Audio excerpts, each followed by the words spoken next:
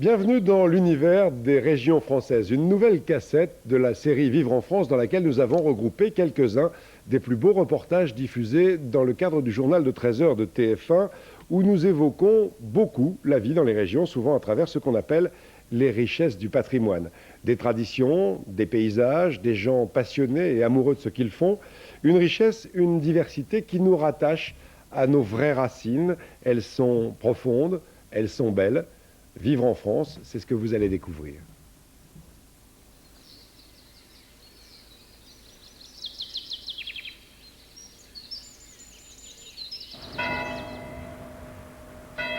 Je suis le seul occrier qui reste dans le village. Vous savez, à 90 ans, il y en a beaucoup qui sont partis. Des copains. Il n'y a plus personne. La maison est peinte en ocre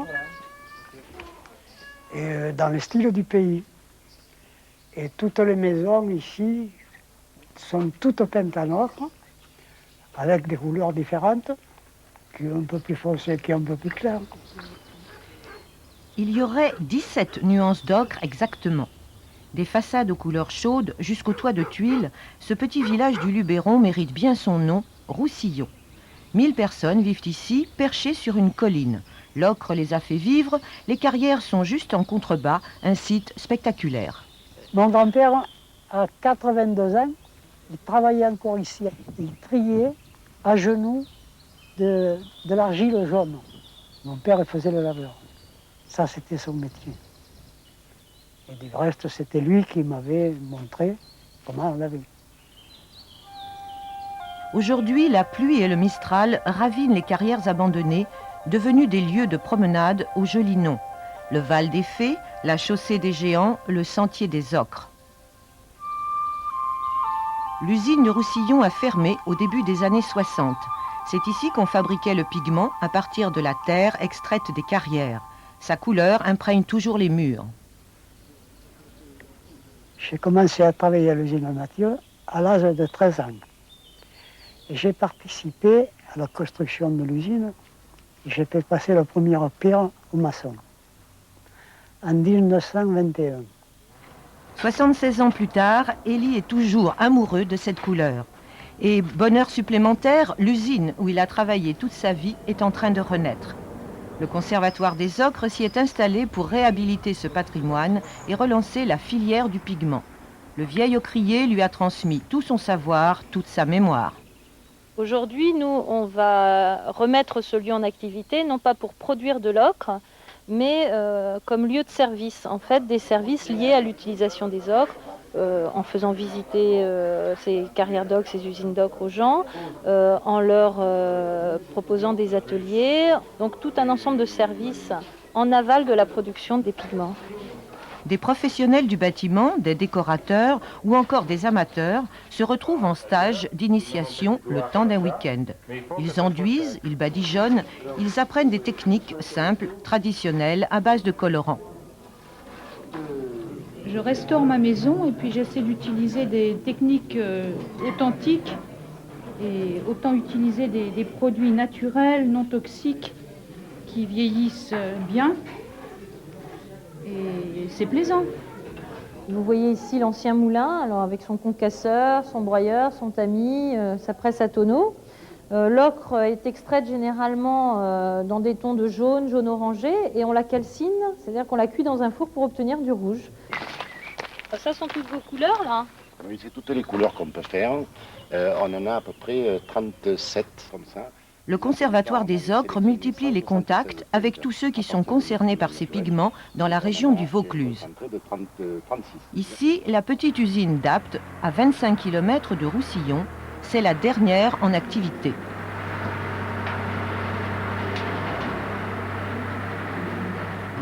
Cinq personnes produisent 1000 tonnes d'ocre selon des techniques à peine modernisées.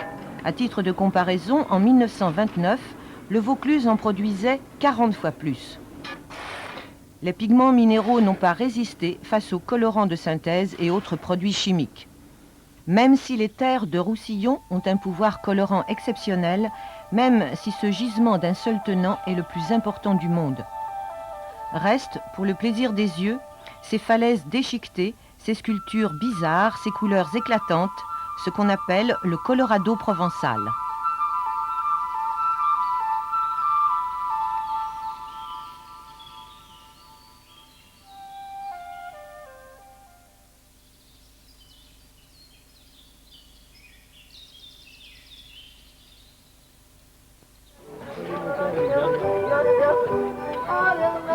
Chaque mercredi, c'est jour de marché au Grand Bornand. Alors Michel et Raymond vont y faire leurs achats, la mine gourmande. Toujours tripoter un petit peu. C'est pas beau ça? Oh là là là là. Elles sont bonnes. Elles sont super bonnes. Ouais. C'est un très bon moment. Très bon moment. Pourquoi? Un petit peu parce que moi j'aime bien une ambiance. On voit les copains, on voit des bons produits. Tous les deux ont remis à la mode les recettes oubliées de Savoie. Choisir les pommes de terre se fait dans les règles de l'art. Les petites, je vais les faire rôtir, comme le faisaient les anciens, avec un peu de saindoux. Et après, donc, les grosses, je les garde, par exemple, pour faire le farcement savoisien. Réussir un plat commence au marché. Mais la cuisine à l'ancienne, c'est d'abord le pain, celui qui dure une semaine, fait avec passion, cuit au four par Raymond. Là, je le tape, parce que, en fait, suivant la résonance du pain, on sait s'il est cuit comme il faut ou pas. Voilà. Et je le sens toujours, ça c'est traditionnel, ça. Le pain, ça a une âme, le pain, ça a vie. Ma grand-mère faisait son pain, donc du plus loin que je me souvienne, j'ai essayé de me souvenir ses gestes et essayer de me souvenir comment elle faisait. Donc il a fallu que je travaille pour arriver à refaire la même chose. Allez, on va remettre encore une semaine. Chacun son travail, Michel a toujours un œil vers la burne, cheminée où repose la charcuterie. On le fait comme les anciens faisaient, exactement pareil, fumer dans la burne. Les raisons de ce retour vers la cuisine d'antan, il ne faut pas les chercher très loin. Chez ma grand-mère, on mangeait des choses saines, des vraies choses. Des petits abricots secs, Moi, je pense que quand j'étais tout petit, je mangeais mieux que maintenant. des poires. Par exemple, le farcement, l'un des plus anciens plats savoyards que l'on faisait il y a 300 ans, à base de pommes de terre et d'autres bonnes choses. Et donc, le farcement, c'est quoi? C'est des pommes de terre râpées avec des fruits secs. Bon, d'un village à un autre, ça peut changer. C'est pour ça qu'il y a autant de recettes. Parce que ça représente, il y a peut-être 600 recettes. Il y a une recette par village et probablement par famille. Chacun avait son petit truc, sa petite astuce. Et le farcement va cuire comme on le faisait avant, au bain-marie, directement au four. Et là, on l'enfourne et on va le laisser à peu près 3h30, 4h cuire tranquillement dans le four avec un tout petit peu de flamme. Bon, tournez la page dans le bon sens pour commencer. Pendant que Raymond cuisine, Michel explique à chaque fois l'origine des plats du terroir. On attaque tout de suite par la taouée du bon vieux temps. La taouée du bon vieux temps, c'est un mélange de nos jambons crus et de nos saucissons. Servi avec du pain au lard cuit au feu de bois maison et des oignons confits maison.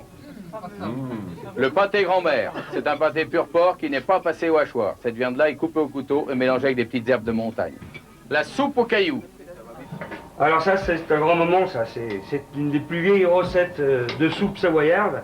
C'est la soupe aux légumes, cuite avec le caillou. Alors pourquoi le caillou?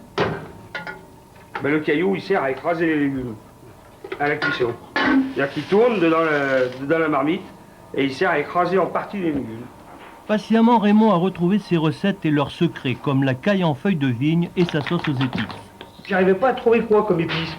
Et donc j'ai couru un peu toutes les bibliothèques et j'ai pu retrouver la trace de cette recette. Et chacune a son histoire, comme le jambon au foin. Ça, c'est une recette que faisaient les femmes, donc au moment de la moisson, à la coupe du foin. Ils étaient toujours une vingtaine à table, et donc ils faisaient cuire le jambon tout doucement dans un bouillon avec du foin. Je vais vous faire voir quelque chose. Ça, c'est ma Bible. C'est ma grand-mère qui me l'a donnée, j'avais 13 ans. Et donc j'avais décidé d'être cuisinier. Et donc là-dedans, c'est un trésor, quoi. C'est inestimable pour moi, c'est toute une vie, quoi. C'est ainsi, et par le bouche à oreille, qu'il a tout appris des grands-mères. À 40 ans, j'ai dit, il faut que je revienne à cette cuisine traditionnelle que faisait ma grand-mère. C'est des longs bijotages, c'est beaucoup d'heures de travail. J'étais là devant leur fourneau pendant des journées entières. Est-ce qu'on a des angoisses quand on fait comme ça de la cuisine ancienne et on a peur de Ah, ça, c'est de la folie. À chaque recette qu'on fait, c'est la peur de ne pas réussir, est-ce que j'ai rien oublié, est-ce que ma cuisson va être impeccable, on se pose toujours la question. C'est le coup de feu. Ça mijote, ça fume, alors Raymond redouble d'attention. C'est la cuisine de ma grand-mère qui est là, qui me regarde tout le temps, qui me surveille, parce qu'elle me surveille. Hein. J'ai même des impressions, des fois, elle me parle. Bon, là, Raymond exagère un peu, mais la journée a été longue. Demain matin, à 5 heures, il faudra faire le pain pour la semaine, à la façon de sa grand-mère.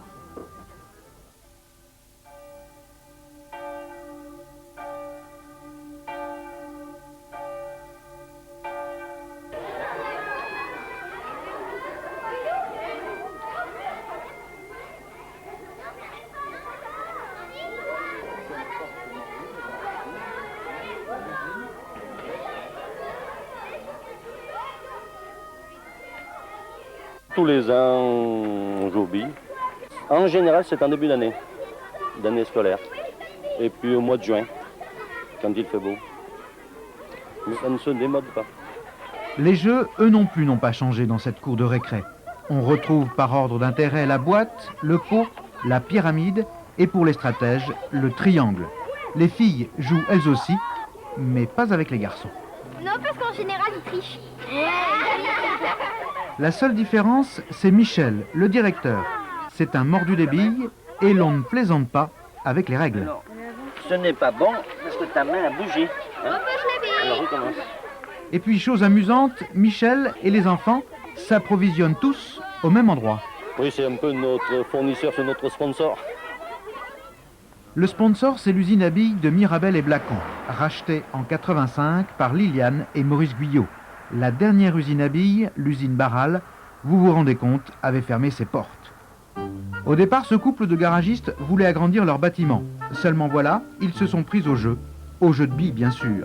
Avec l'aide de la municipalité, ils ont décidé de garder les machines et Maurice a passé des heures pour retrouver le secret de fabrication d'une bille.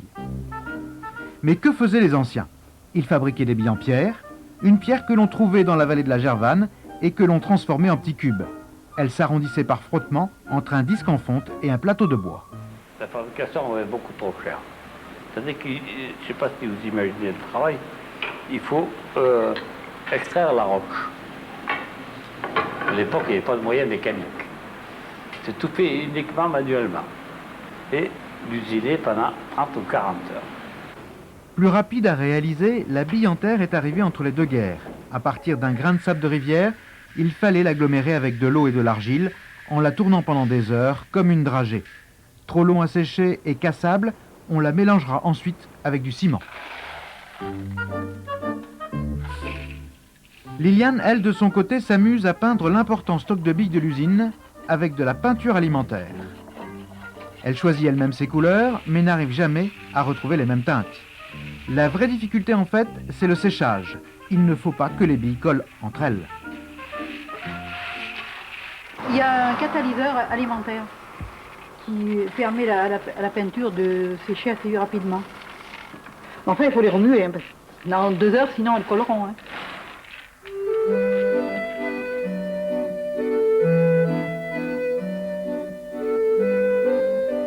Tant qu'il y aura des billes et du plaisir à les faire crisser au fond de sa poche, Liliane et Maurice seront heureux. Ils ont retrouvé leur jeunesse, et si l'usine ne fonctionne plus aujourd'hui, nombreux sont les enfants qui viennent la visiter, et nombreuses sont les bonnes histoires. À la sortie de l'usine, ils sont arrivés, et il y en a un enfant qui, son pantalon mal accroché, était tombé. Il a rempli de ses poches de billes. Je lui dis, mais il faut dire à ta maman qu'elle t'achète des bretelles la prochaine fois.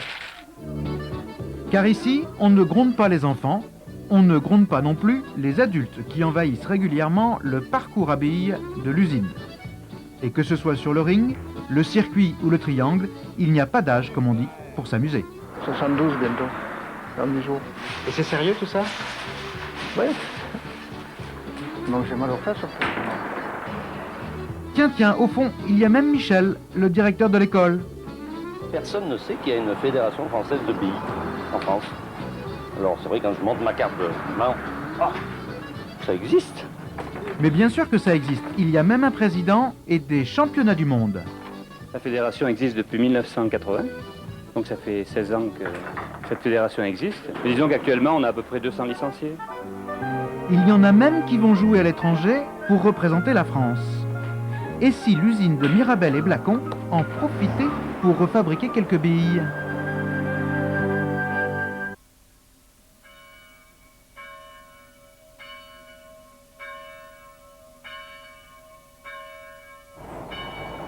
Au Pays Basque, il y a au creux des vallons des villages aux maisons bien rangées, avec leurs églises et à côté leurs cimetières si particuliers. À l'Antabat, chaque matin, Katchouchia, 74 ans, est à l'ouvrage. Elle est la gardienne du cimetière. Ici, on dit la Benoîte. Je suis la Benoîte de la sacristaine depuis 35. 35 ans. Alors qu'est-ce que c'est une Benoîte? Qui fait le travail de l'église, de cimetière et tout. Je fais de bon cœur ce travail que je fais à l'église, au cimetière et tout. Hein. C'est pour le bon Dieu que je travaille. Bénévole depuis 35 ans, elle prend aussi soin de ces pièces très particulières, préservées, des stèles discoïdales témoins de l'art funéraire basque. Pour une cimetière, c'est joli, hein, c'est quoi. Il y a beaucoup de visiteurs qui viennent voir ces croix. Hein. Et moi, je ne sais pas comment expliquer. Pour moi, c'est un mystère. Ces stèles liées à la mort gardent leur mystère. Œuvres d'art façonnées par des tailleurs de pierre, certaines ont plus de 3 siècles. Jetées à la décharge, celles-ci ont été sauvées et installées il y a 25 ans dans ce lieu de recueillement. Les discoïdales basques, le père Marcel en étudie leurs symboles depuis plus de 40 ans.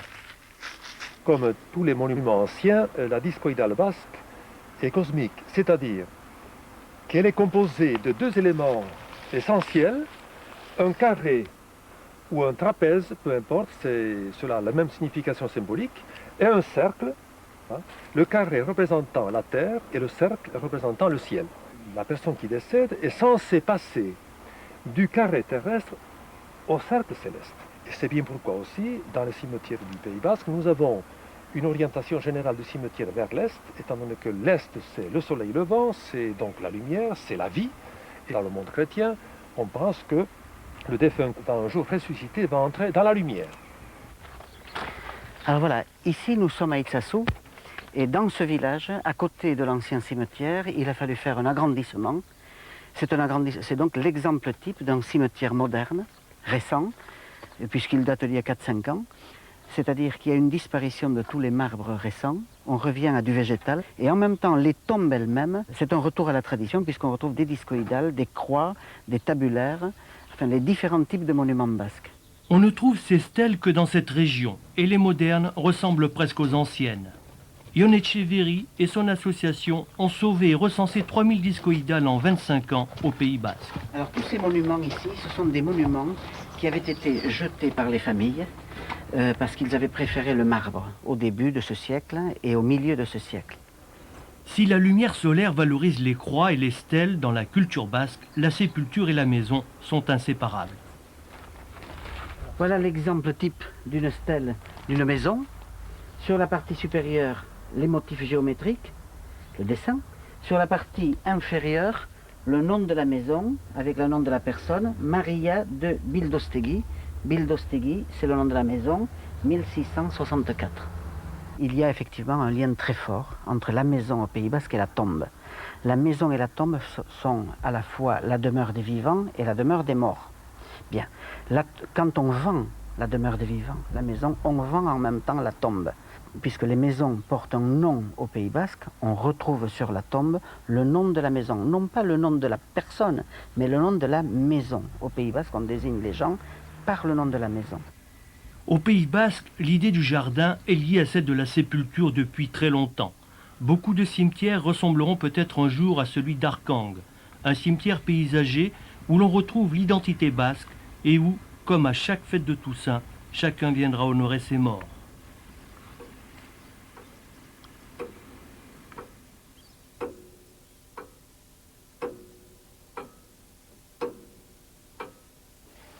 Ces signaux de fumée Il n'est pas nécessaire d'être indien pour les interpréter. Il suffit d'être un peu alchimiste et d'avoir du nez, car aux abords de la ferme Chassard, le fumet est omniprésent. Ce matin, c'est la dernière cuite, la cuisson d'un chaudron, et si l'alambic se découvre, c'est qu'il faut nettoyer avant de distiller. C'est le principe facile du nuage.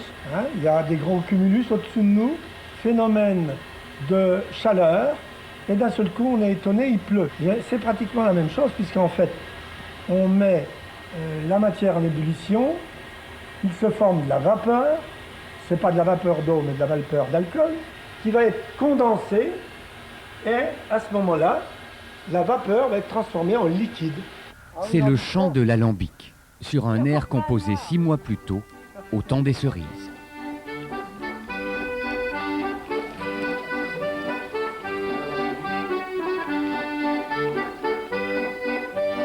Dans la campagne fougerolaise, les plantations datent de 1680. 3 siècles de récolte ont forgé des outils. Le pied de chèvre, un mât en sapin, des dents et un pied fourchu. Attention les jeunes, je mets le pied de chèvre. Ça va faire une secousse. Hop là. On dit que les fougerolais sont nés sur cette échelle, d'où leur habileté à mener l'assaut contre ce genre de citadelle et la réputation du cueilleur de fougerolles. Il faut en cueillir beaucoup, hein. 100 kilos par jour. Hein Bernard? Le fougerolais reconnaissait un bon cueilleur à la quantité qu'il cueillait dans une journée. T'en as cueilli combien? Ben, j'en ai cueilli 100. Oh bon? Ben 150. Ah 200. Ah ben ça c'est super. Les fougerolais ont un autre atout, la charmotte. Ce panier en osier porté en bandoulière s'adapte parfaitement au physique du cueilleur, tournant autour de lui pour lui permettre de redescendre plusieurs kilos de ses guignes. Dans la région, il y en existe une quarantaine d'espèces. La bécha, bien sûr, mais aussi la tinette, la noire des monts Durand, la daquino, la belle et bonne, ou encore celle-ci, la blanche, plutôt rare, et qui n'est pas admise au test du réfractomètre. Là, on ne garde que les noirs.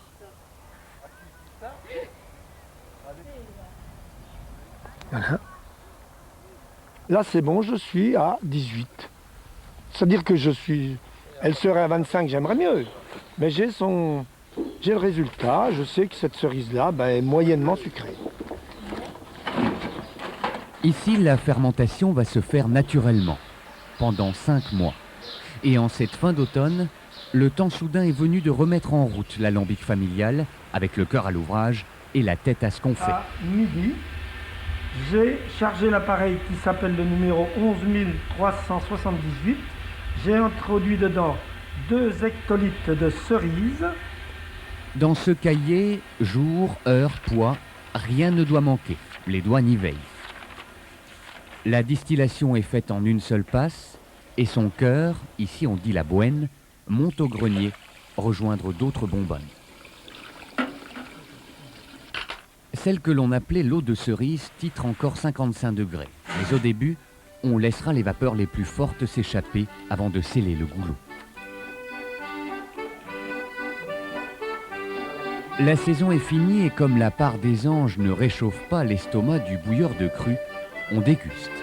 Le millésime 97 est encore un peu cuivré, le goût de la cuite, mais il est plein de promesses, et le grenier aussi.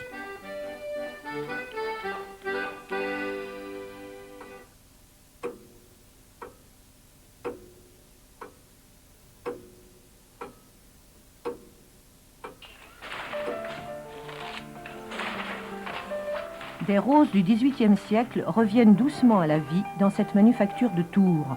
Les milliers de fils, toiles d'araignée ou cordes de harpe se métamorphosent en étoffes somptueuses, lampas, damas, brocatelles ou velours de gêne.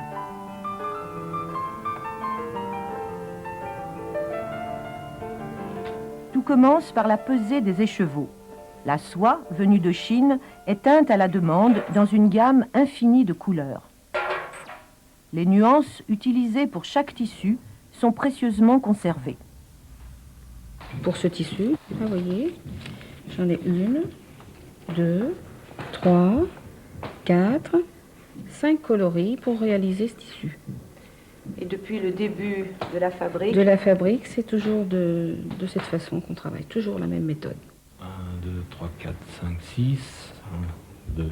La méthode est toujours celle que Jacquard a inventée en 1780. Tout commence par un dessin sur papier quadrillé. Le tisseur le copie en repérant les différentes couleurs de chaque rang. Ce codage de couleurs est reporté ensuite sur un carton perforé. Enfin, l'ensemble des cartons correspondant à un tissu est placé dans le métier à bras. Il guide la machine au moment du tissage. Nous avons donc une centaine de métiers avec mécanique Jacquard, dont 80 en état de marche, et nous avons environ 4000 dessins, c'est-à-dire 4000 paquets de cartons Jacquard qu'on peut mettre sur tous ces métiers. C'est ça le trésor, parce qu'on peut les réutiliser au fur et à mesure quand on en a besoin. Est-ce que vous pouvez tout recopier? Pouvez-vous tout faire? Oui, on a essayé d'avoir toutes les mécaniques Jacquard pour faire n'importe quelle qualité. Donc nous les avons. Par contre, nous avons de temps en temps des ennuis, mais qui ne sont pas de notre fait. Voilà un dessin du Second Empire. Admirez le bleu. Malheureusement, c'est le teinturier qui ne pourra pas nous restituer la couleur d'origine. Nous avons été incapables de le refaire. La manufacture Le Manac de Tours a été créée en 1829 et depuis, elle tisse à l'ancienne. Ces photographies du début du siècle, placées à côté d'images d'aujourd'hui, montrent bien que les opérations, les techniques et les machines n'ont pas changé. Aux commandes actuellement la 5e génération, toujours désireuse de valoriser son savoir-faire, de préserver son patrimoine. Mais malgré ses qualités exceptionnelles, la maison a de moins en moins de travail. Voici son personnel en 1911. Et celui d'aujourd'hui. Le plus jeune tisseur est inquiet. Je pense qu'on est les derniers qui vont faire ça. C'est dommage, quoi. L'artisanat, de toute façon, ça s'en va petit à petit, quoi, avec le modernisme. J'espère que ça durera encore longtemps. David est arrivé il y a 5 ans sans rien connaître au textile. Il a tout appris sur le tas, guidé par un contremaître qui lui-même avait appris grâce au contremaître précédent. Il n'y a ni école ni diplôme pour le métier de tisseur à bras. Et ses employés, hautement qualifiés, n'ont pratiquement aucun autre débouché que de rester ici. C'est très physique et plus le dessin est compliqué, lourd, plus il y a de fils qui lèvent, plus c'est dur à mettre en œuvre. Et ce qui me plaît dans ce métier, c'est la variété des choses qu'il y a à réaliser. On n'a pas de choses quand même trop répétitives. En dehors de ce qu'on peut faire dans la collection, on a des demandes spéciales. Eh bien, on s'enrichit constamment d'expériences nouvelles. Exemple, cette brocatelle pour le Grand-Duché du Luxembourg. Un nouveau dessin, 9000 cartons perforés, 6 mois de travail. Ça fait énormément plaisir parce que c'est une réalisation complète. Puis on est parti d'un document ancien pour en réaliser à la fois le dessin et le montage du métier. Et donc on a pris vraiment de A à Z la fabrication de cette étoffe-là. Plus les commandes sont difficiles, plus ces artisans sont heureux de faire une belle étoffe et d'utiliser leur savoir-faire. Car sans pratique, ils oublient peu à peu les secrets du tissage à l'ancienne. Mais les étoffes sont chères, les clients rares. Et cette manufacture court un grave danger. Un jour, ces métiers à bras deviennent silencieux, comme dans un musée.